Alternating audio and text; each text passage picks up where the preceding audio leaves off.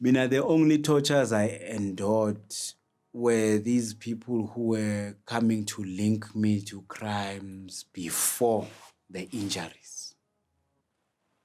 Now they would come, some would squeeze my hand, some would want to touch my head, but those were the kind of tortures, slapping, not really vigorous or in that sense, but you know, ungitunuka kuma injuries wami, for me it was another thing, because this thing, it was really severe. I understand. And I wasn't taken to hospital for dresser, even though I complained. Even though the wounds were now becoming septic, I wasn't even attended to. A police station holding cells, I spent about 4 days. I don't bathe. I don't brush my teeth. It's just me. I can't bathe. The hand is lame. And at the police station, it's even difficult for someone who is okay to take a bath or a shower, because the shower is smelly, they pee on it, they shit on that. You can't really use that shower. You understand? So I just stayed there. I ate what they gave at the police station. I'm a soldier anyway, I don't even. Bakhipapa ngeharafu. Balithele kusivalo sebhini. Bafaka ikhabishi ngapha. Nidle. Nibabhaya. You can't eat that. And then you go and complain because you have been arrested before, you think you know rights and da-da-da-da-da-da. I don't eat meat. Can I have at least Special diet? Veg. Special diet in the police station. Special diet, my food. That's not what you can get. In prison, for you to get special diet, it can take you 6 to 7 months, with tests that are done or confirmations that will be done by nurses before they can call a doctor. Inside a prison for a convicted and sentenced inmate. But for me, someone who's awaiting trial, such things are not considered. You still have privilege of people who can come and bring you food if you are not comfortable with eating police food. The only time you would eat, in the morning, you go and fetch your own tea and bread. That's it. At 2 or 1, sometimes, yeah, because the lunch also corresponds with the lunch at court. At 1, you eat what other people are eating. And then you would want to think, but I can speak, and make these people understand that I don't eat this, I don't eat that. You think they'll be considerate? No. They don't even care about you. They barely even come to check on you guys. As long as they put another person who's supposed to be in that cell, they lock that door, they lock that buckler, and they go to the reception, whether they smoke, they drink, or they do whatever they want to do, until maybe something else brings them to that cell. You can't complain, you can't say injury, you can't say hospital, you can't say clinic, you can't say anything. I had to learn from that moment on.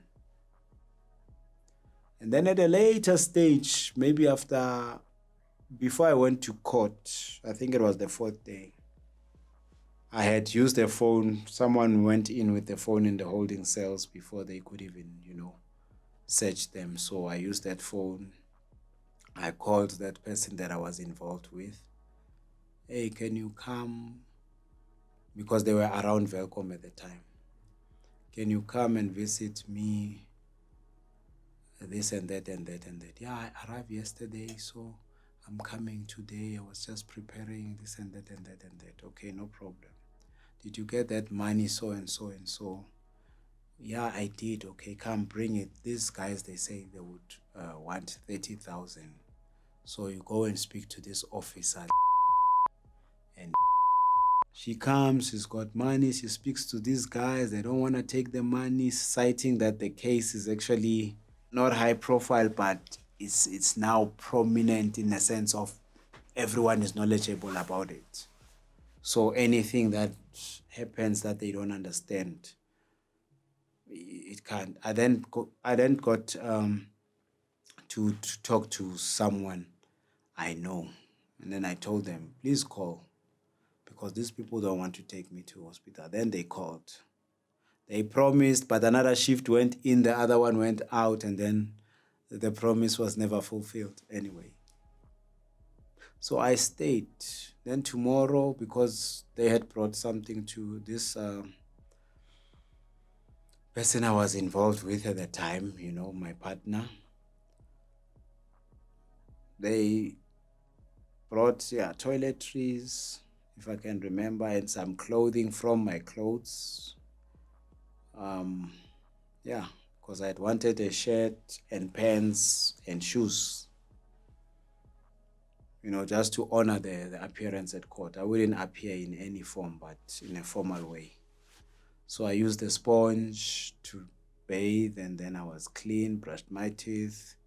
I was doing that myself at the time. Then I asked the other guys to get me dressed because I couldn't do it. Then I was dressed because I gave them smokes. They helped me.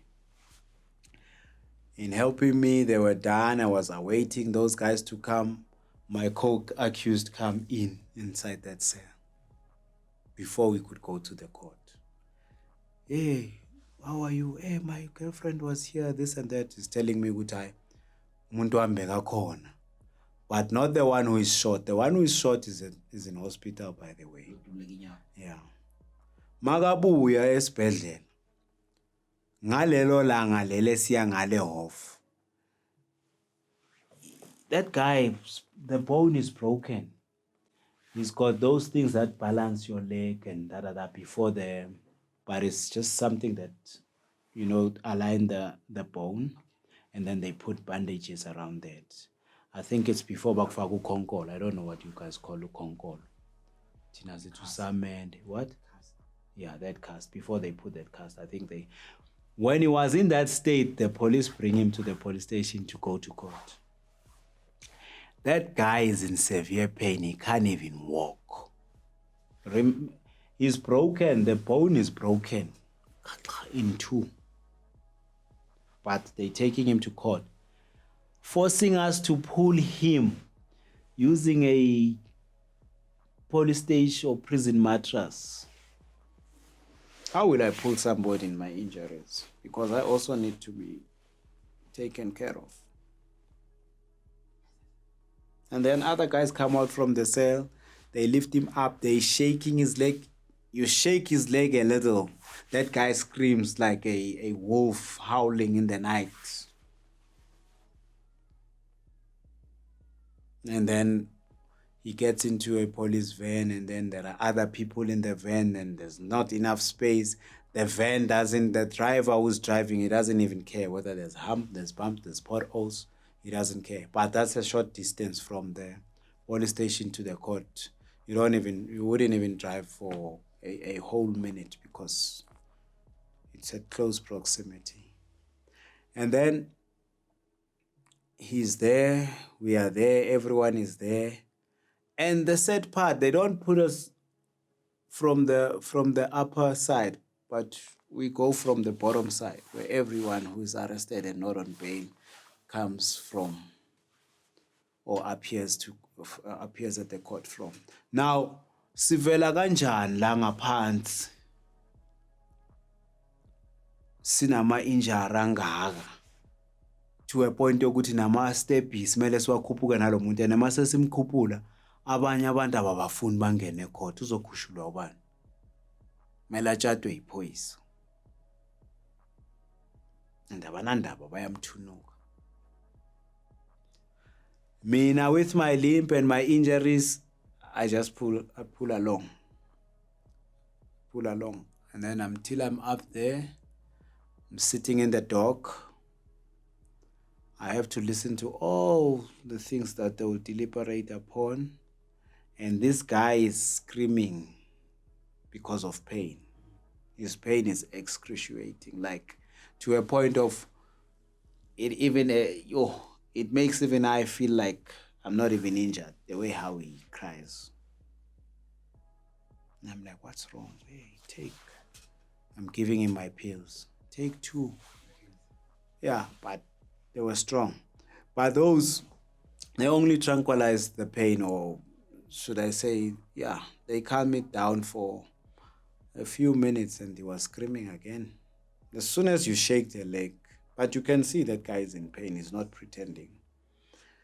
Then we are seated there, they give us a remand, you guys are going to appear this day. Now, the sad part about the system in Velcom, on Monday, you go to a certain prison after, the court proceedings. On Tuesday, you go to another prison after the court proceedings. On Wednesday, you go to another prison after the court. So with the cases we all attended. Some cases would call you on Monday, and then you go to another prison. The other one will call you on Tuesday, you go to another. You go, like we would be scattered like that and sometimes meet again. We can't even discuss anything as co-accused. When you are arrested together, you need to be talking and deliberating upon matters and how are you going to be handling legal fees and stuff like that. But we couldn't because of this system. Use-Ventersdorp, kusasa use-Odendaelsstraat, kusasa bakubeke kuphi kuphi, kusasa bathi hayi lo dangerous, sasa ulale police station because sasa uya-attend. You know the type of thing. So you are miserable. Abantu aba-attendayo ngaphandle for wena bayakhathala. And I have to wear formal. I don't dress up in court in any way I want to. Each time I appear before the court, I want to dress up in a formal way. That's me. And my way of saying, let me respect our judiciary. Nevertheless, they won't even respect you, whether you are dressed formally or not. But that's me. So we tried for 18 months. Huh? No, I'm lying. For 20 months. On the 21st month, I remember it was 2012. We can count April to 2012 June.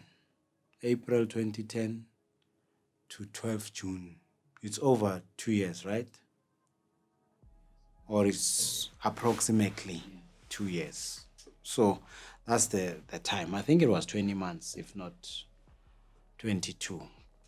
Yeah. But it was a tedious journey, I should say. Why? You are injured, you can't think straight, you can't do anything. The other time,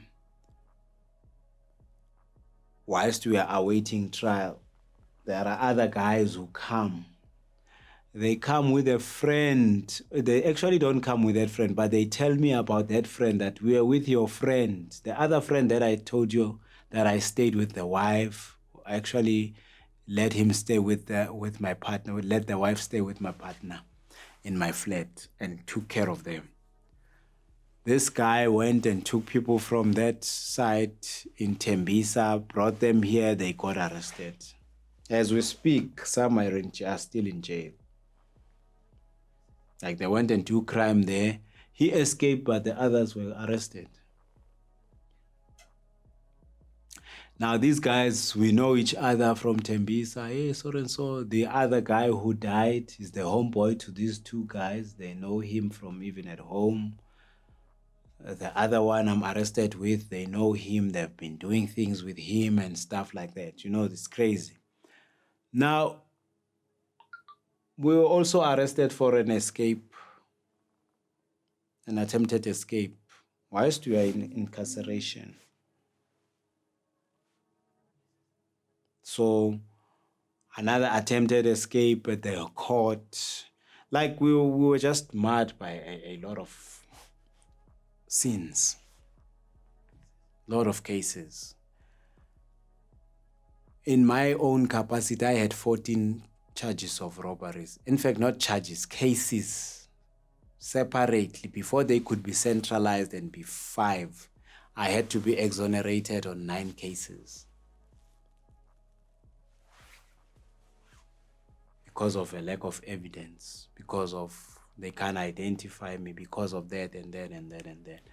But seeing that this guy is actually eliminating cases like that, because I would ask for a speedy trial. Each time I went to court, I would say, can I apply for bail, or is there anything that is short in the matter? And then they would say, no, we'll hear that next week from the investigator. And the investigating officer, they'll ask them one question. If we were to say trial resumes tomorrow, will the state be ready? And then they said yes. Then I would say, then I'm asking for a speedy trial.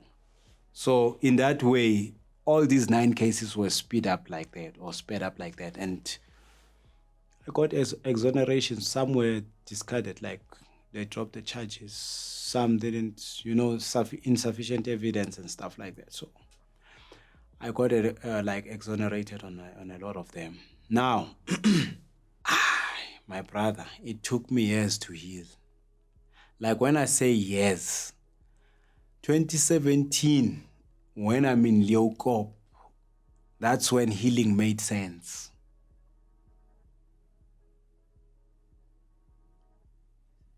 Mind you, I was arrested in 2010. 7 years later, that's when healing started making sense. Awaiting trial at Kronstadt, Odendasras, Ventersdorp, because I moved from one prison to another. So I would exercise, because I'm this person who's thinking, when you, I don't know, maybe the philosophies that we carry, especially from whatever it is that we feed the mind, sometimes it propels the actions that we do, like me doing push-ups using the very same hand, just putting bandages so that I can balance and do push-up, but put more weight on this side, and then go to the weightlifting and use one size on this side and another size on this table. Like everything that I was pushing myself to do, it helped in the healing process, but it took time. The only time I felt I am actually healing, it was in 2017. Okay, now after because after those cases, I was exonerated from the 9 cases. Then I attend the centralized cases. The case is now with the High Court. It's no longer with the Magistrate Court or the lowest courts, but it was the High Court. Now, this High Court was made a circuit court, a division of Bloemfontein, but made a circuit court in Virginia, apparently because of space and them wanting to quickly actually decide on the case. You understand? So, got sentenced, I think it was, when was I sentenced? Hey, I can't recall a lot of things, but yeah, 2012 in June, yes.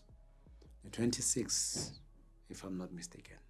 Then I got sentenced there, at that time. And then him loyana ngivaiswa straight eGrootvlei so that I be transferred immediately to Mangaung. My mother, my grandmother, when I got the years, she's there.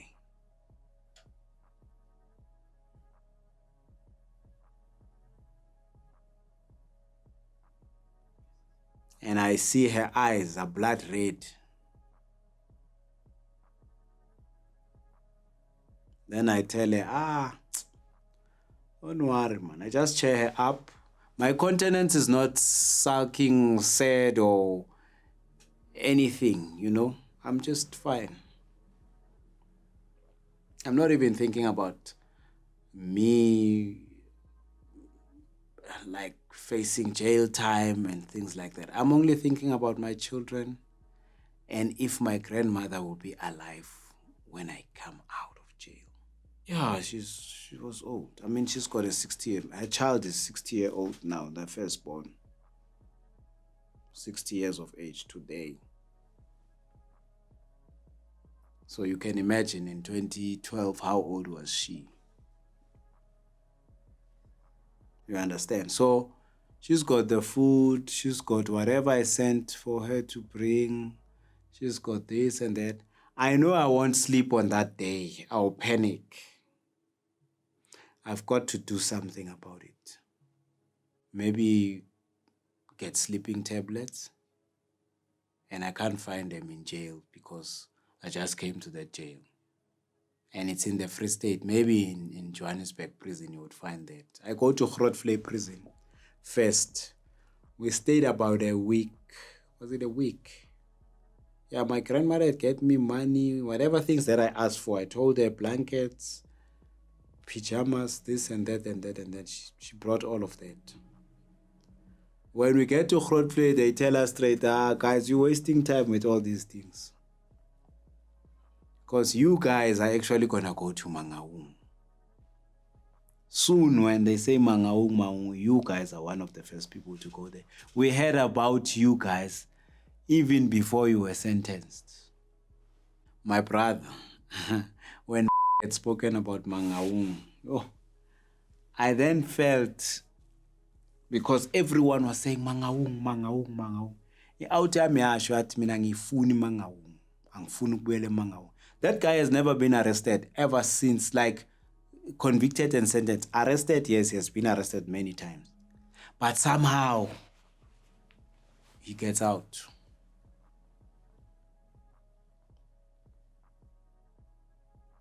But in essence, when one is convicted and sentenced, and then they are given a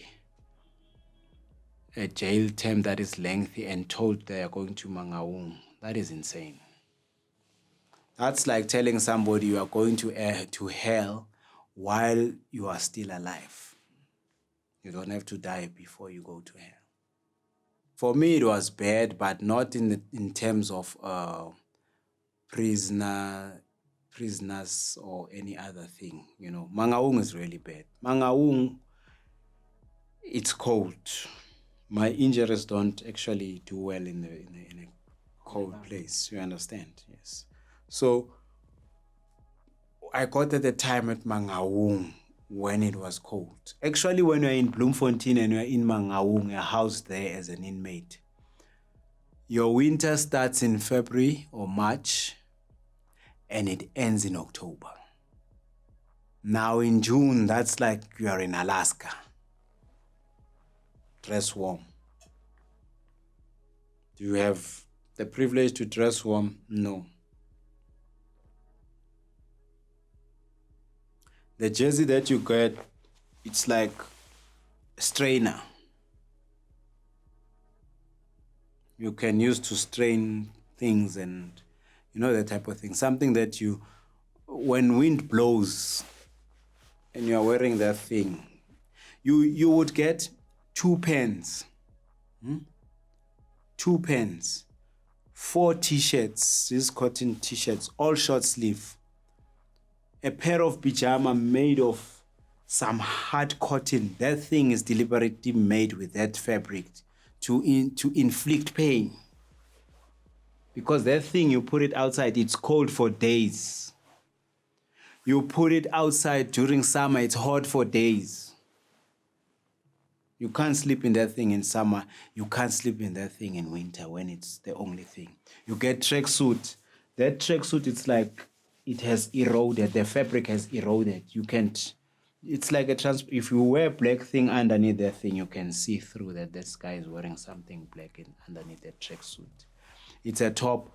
You put all those clothes, that tracksuit, those 2 pants, those 4 t-shirts, those 2 thin socks. You wear them during the day, but you still feel cold. When you go to bed, you know how uncomfortable it is to sleep with clothing, garments on, including pajamas.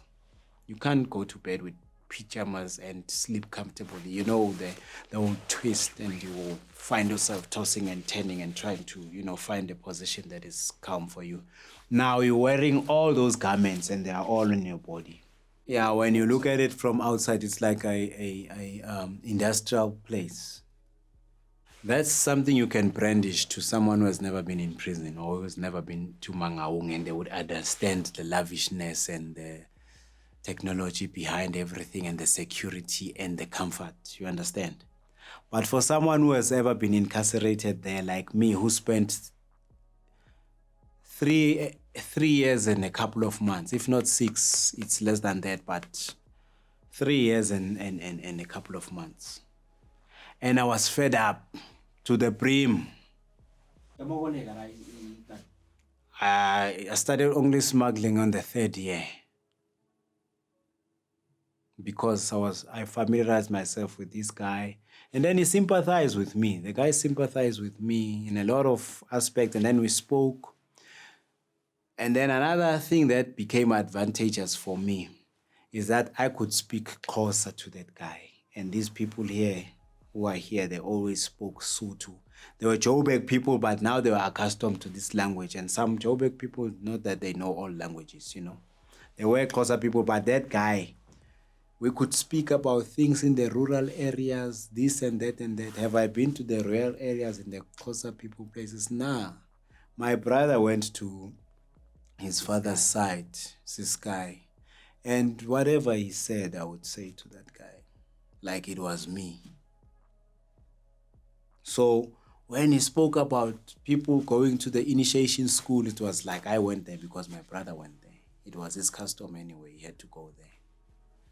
When he spoke about people hunting, coming in, how they kill a pig, how do they slaughter goats, this and that, and okay, those things I know, this slaughtering aspect, because that I knew when I was little. So that guy, me and him spoke about where he came from, and he knew the family where my brother came from. So my brother told me everything about his journey there. So that thing just brought me closer and closer and closer to that guy. Bekangilethela insangu uphoyisa lelawo is a guard. You would bring, but you can't bring large quantities. And I can't sell freely. I have to look, oh, this one is a Joburger and he's clever, he's not a gang. Because all the gangs will just have jealous and then they'll go and report you and then you're searched. And when you are searched in Mangaung, you are charged. And you forfeit privileges. Not one, but many. When they hear a smoke from another cell in Mangaung, that person will be charged tomorrow. You don't smoke inside the cell. There's a courtyard to smoke. That's why it is difficult for me to comprehend if Bester really was banned or how did they ban that thing, because no one is allowed to go inside the cell with a matchstick, a matches or whatever. I know inmates would light with flickering or fiddling with plugs, and then they flicker a spark, and then they put a toilet paper and cotton wool, and then it catches fire, and then they light. Not everyone is capable of doing that. You would light from this cell and give like 7 to 8 cells to be able to light. You just roll that toilet paper thing when it's in season, burn it, and then it burns for hours, but you put it outside. And then you can send it there, the light, and then that one after has lit his, send it to the other, a cage. But from window to window, because now windows are not too far. Understand? Yeah. And the place is cold, my man. The food in that place is horrible.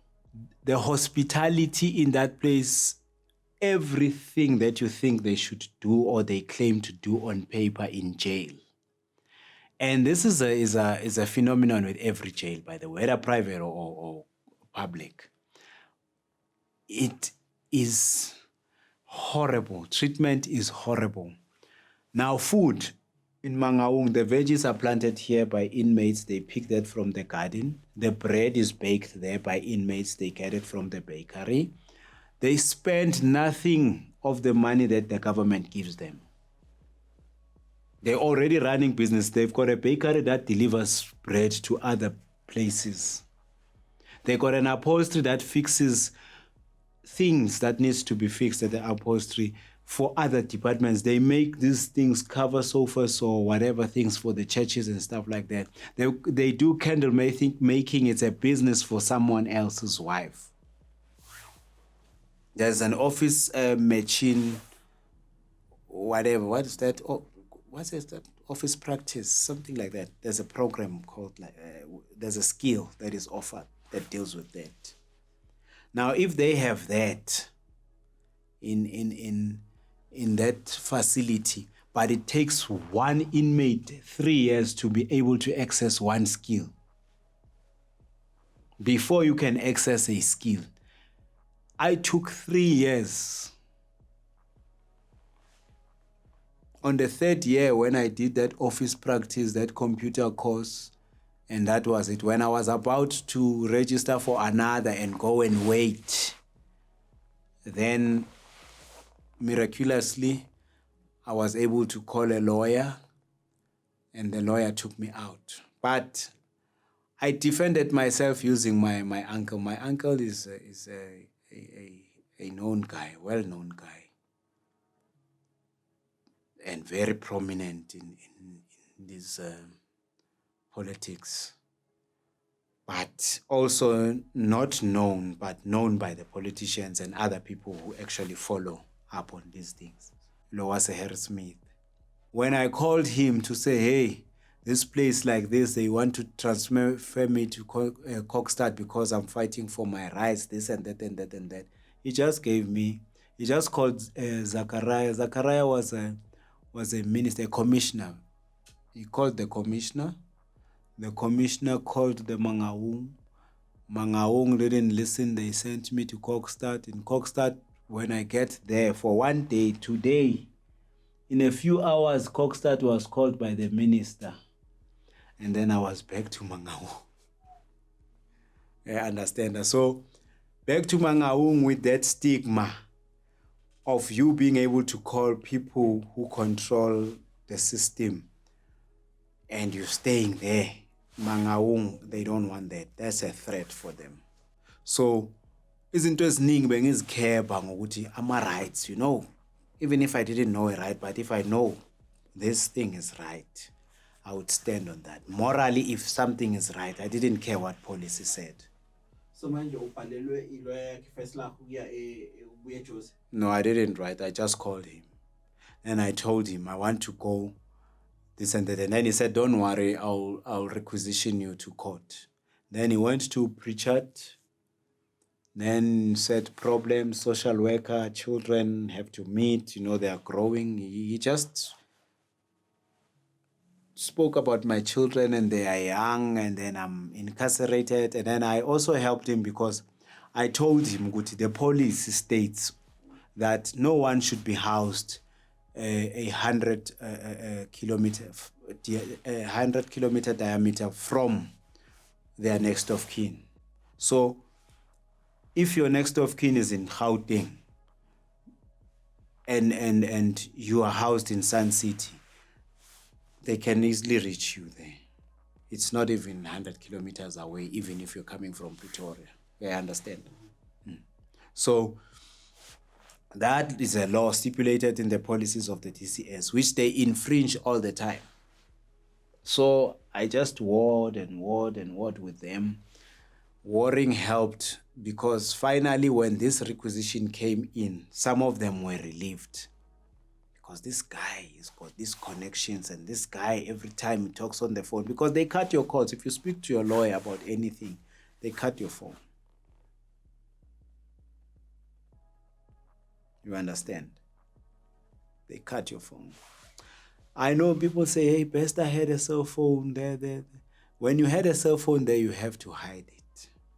So as soon as you connect with one prison guard, you are able to access such, but really connect, and they must trust you because they can't do favors for you without you paying them. So I had to go that far. Remember, Mangaung doesn't have money, like physical money. All transactions are done with your cash send. If you have a bank account, those bank accounts, you send people to put in money there. When you are selling here in within, they can only buy with 20 cigarettes. And you will take those when you leave Mangaung to the other prisons, and then they sell like cakes. So manje mangabe ubhaye isizolo bathenga ngani? Bathenga ngenkawu zama-20. 20 cigarettes for a little, very little. What I would sell for 5 rands in a normal prison setup, not a private one, I would give to Mangaung. I would give in Mangaung for you for 220s. And then bese wenzani when I'm 20? What do you buy in 20? I pack them. I pack them there. That's my treasure. And no one will ask me, why do you have so many 20s? Because I buy from the store. I also buy cigarettes from the stores, even if I don't smoke, because I trade with these to get bread for those people who are working in the bakery, those who go fetch food in the kitchen. They'll bring peanut butter, bread, maybe rolls, these stolen things. Then we buy that. You also trade with that, you understand? But these ones that I'm selling, I don't, because I need to see this profit. And I need to see to it that this guy brings wheat. He must take from these 20s, go and sell outside. It's easy. Then he gets his cash and then he brings for me again. Very hectic. Now I come back to Joburg and then the court says, nah, remand, this is not urgent. Go to Sun City on that day. Immediately on that day, they sent me packing. Back to Mangaung. Not to Mangaung per se, but Grootfontein, because you can't access Mangaung without passing by Grootfontein. You can't exit Mangaung without passing by. This is a conduit. This is the one that connects you from where you're coming from into Mangaung. You stay here, await. When they say bring 10 people, your name is there, they bring. When you're coming from Mangaung, you are the first on the list, actually. So I stay in there, Grootfontein, I go back. 7 days later, another requisition, I come out. I go to Joburg. I go to Mangaung, I stay for 2 days, and then the next day, I'm going. Joburg, attend court. Stayed a little in Joburg, about 4 or 5 days, and then how? Sengise Rafin via Mangaung. In Joburg, remember, you'll be sabotaged by inmates who know that this guy is capable of 1, 2, 3. They'll tell officers, this guy can do this, this guy. Then all of a sudden, because they want money from you, Money from you. amaphoyisa wase-Sun City, for you to stay, umuntu waseMangaung, they see a cash cow. Prison officials are the most corrupt people you could ever find. Like I said the other day, I wasn't lying. So now, Mangaung yini kuhouse abantu abadila ngenyuku or what? No, they house everyone. Ranging from your serial killers, Moses Itole was there when I was there, your rapists, your anybody committed murder, robbery, but you can't find anyone who's not serving a maximum sentence. A maximum sentence would be anything ranging from 12 upwards, even 11 years upwards. If you are in Grootfontein, they can take you to Mangaung. And Mangaung, you sign a contract for 3 years, whether you're doing 10 years. But normally they do not admit people with 11 years. So now, Moses Sapila? Moses Tole is alive. Oh, yeah? Yeah. I don't know if maybe he died when I was, but Moses Tole is alive in Kiki. He was in Leeuwkop. He stayed there a long time. They took him to Mangaung. When I was in Mangaung, for the entire duration I was in Mangaung, that guy was there. And then sometime when I was in Sun City, I think it was in 2015, somebody said Moses Tole also they took to Kokstad. That guy, akahlupi, but he knows. You know, someone who knows policy. He's familiar with prison. His life was spent in prison. So he knows everything. So you can't really deal with such a prisoner. He knows he can bring media. They want to interview him. And then he says, please do this for me before I give you the story. I think he was once a gang. I'm not sure about that. But he's a loner, that guy. No, he's languishing because he's a serial killer.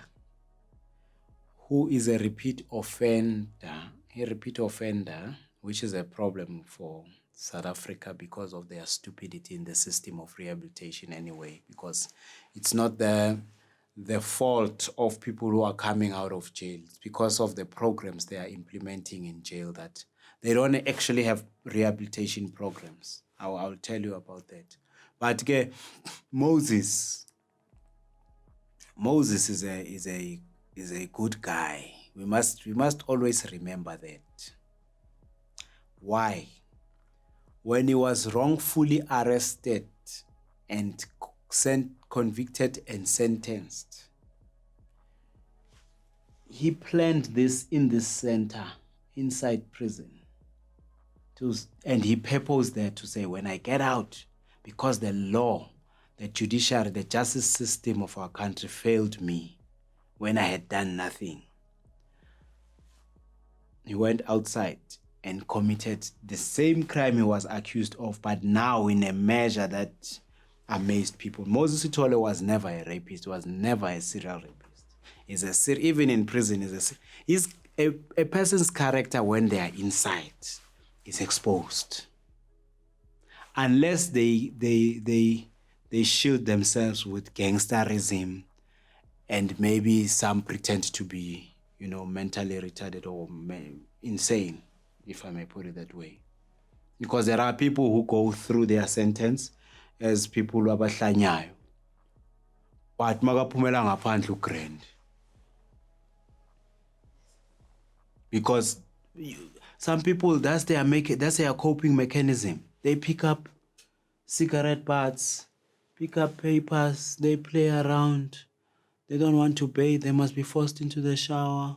No one will actually attend to such and in that extreme or pay attention to them. Some, they are running away from gangsters and then they pretend to be insane. But as soon as they get outside, they're fine. They even know their date. They even sit with the parole board.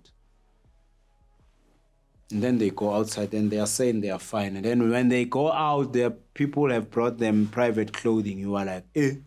Some of the guys' coping mechanism is to speak very less.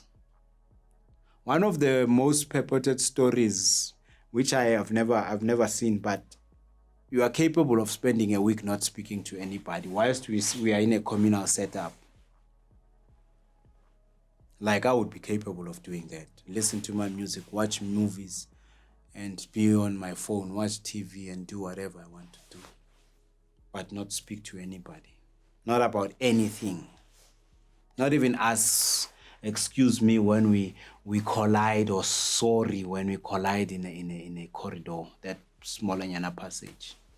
That aisle that divides the beds from this side and this side. That's where we walk when we go to the bathroom. I would just look at you and then you say, sorry, you pass. I just pass as well. I don't care who you are. If I'm in the mood not to speak for 7 days, I'll stay in that mood for 7 days. I remember I was sentenced before this sentence. Now, at the time, I decided back then to repent. Whether in a Christian form or not, but I decided back then to change my ways, change my mindset. But the dog that was fed much and it actually had appetite is the left wing. Yokuthi no man, mele ngiyoyenza kangcono crime, ne? Come outside, mangibuyela kule njiva leya manje mase ngisentensiwe.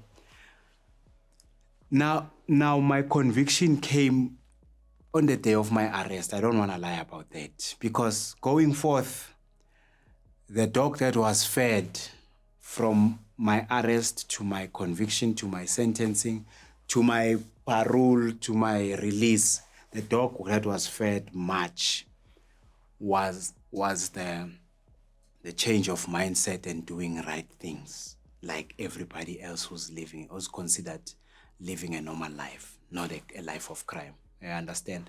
So it was a process, as is with everything else. You can't decide today, but discarding the scales, it takes time of the life that you lived previously. You understand? To this day, there are things I suppress because of a fruit of the Spirit that I've earned through my Christian move, Guti, exercise self-control. There are things I'm able to suppress because I'm using that fruit of the Spirit since my conversion. You understand?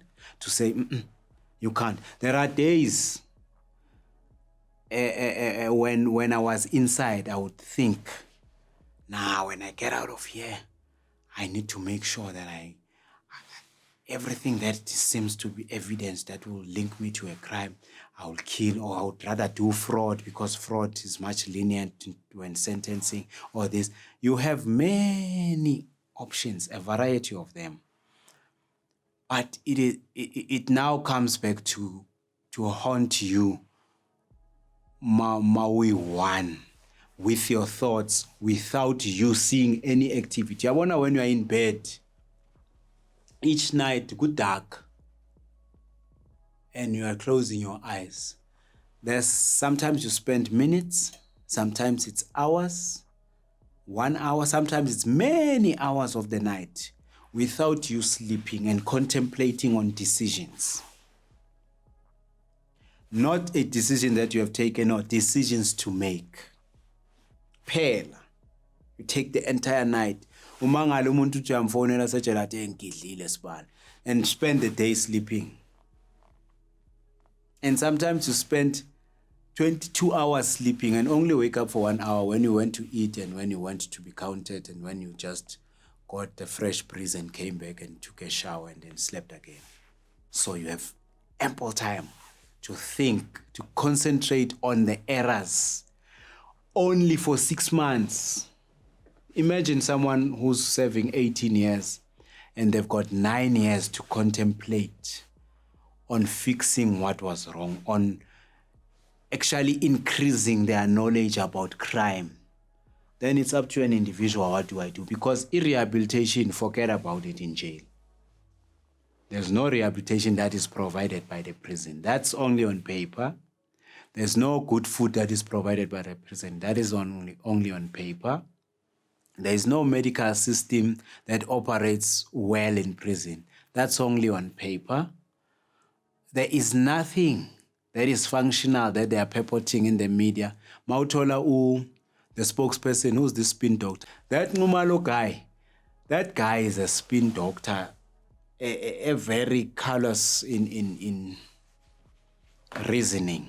We understand that. I'm saying this because there's millions of people who have been to jail and are out.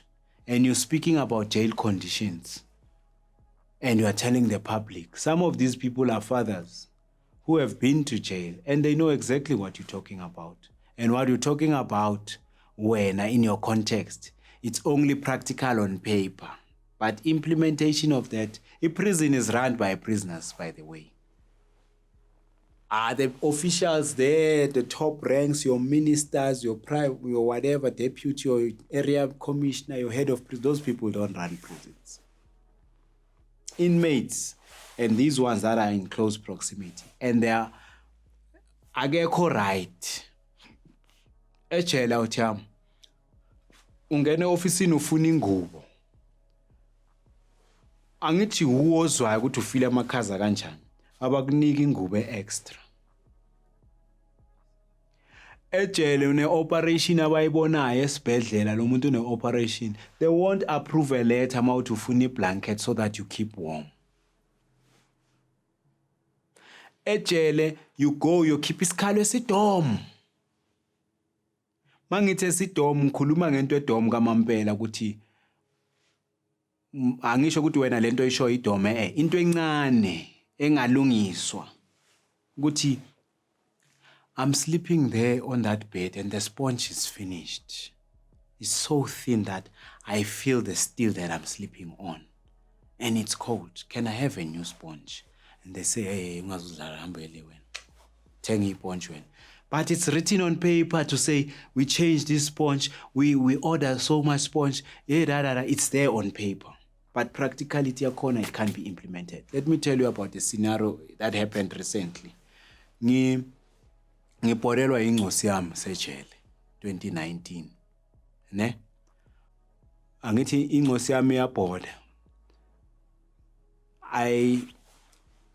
I write a request to go attend the funeral.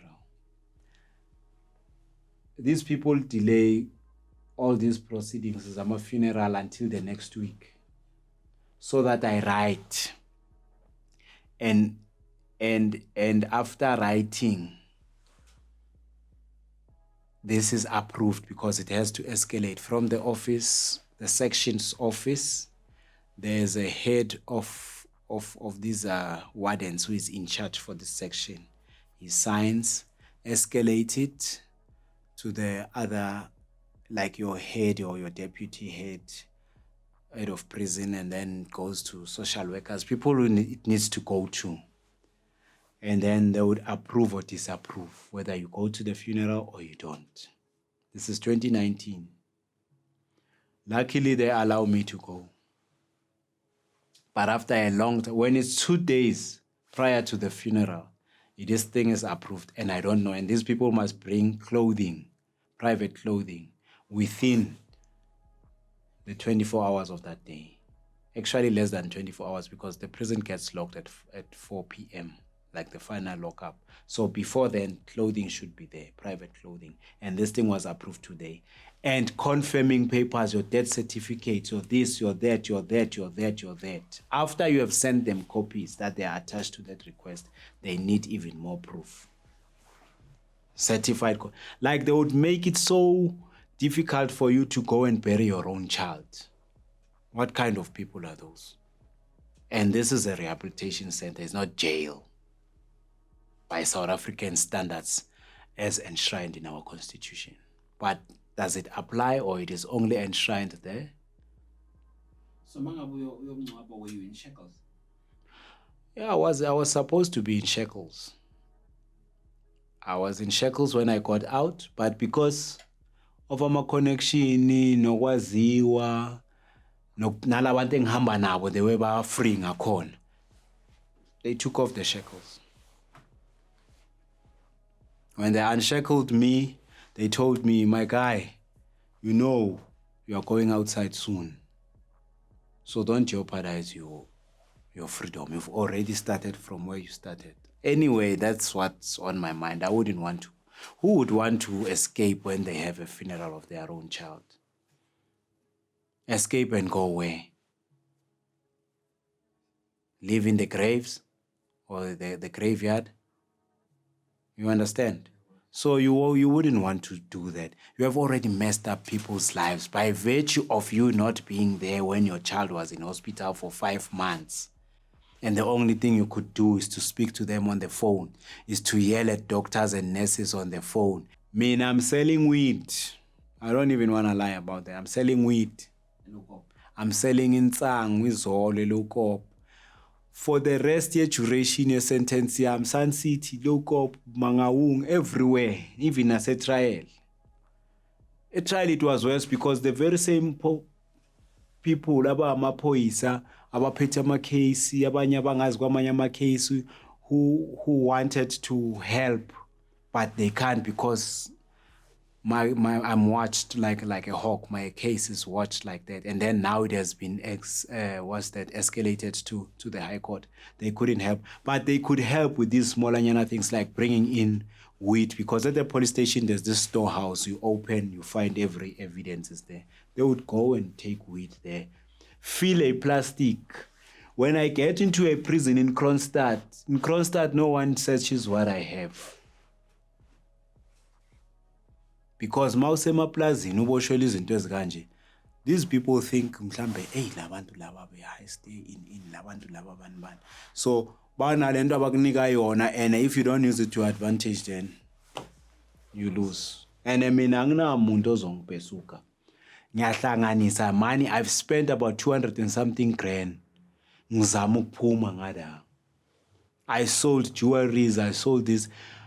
Let alone what the police confiscated. Whatever I counted in Kuluma now, I would have accumulated.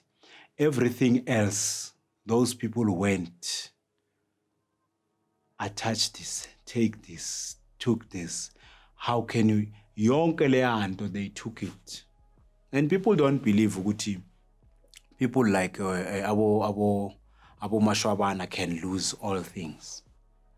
When you're arrested and those people know that you've accumulated your wealth ngendaba ye crime, they take. Some have lost to uhlala nomuntu uzitshela ukuthi uzoba ifiance yakho uzomshada and then so lose izinto obozibhalise ngayo uthathile nesefo mina benginesefo ke I don't want to live my life without ilentoza safe. Somebody my friend told me if you own a safe it propels you to store treasures in it. So it made sense to me ukuthi why abelungu abaningi banama safe.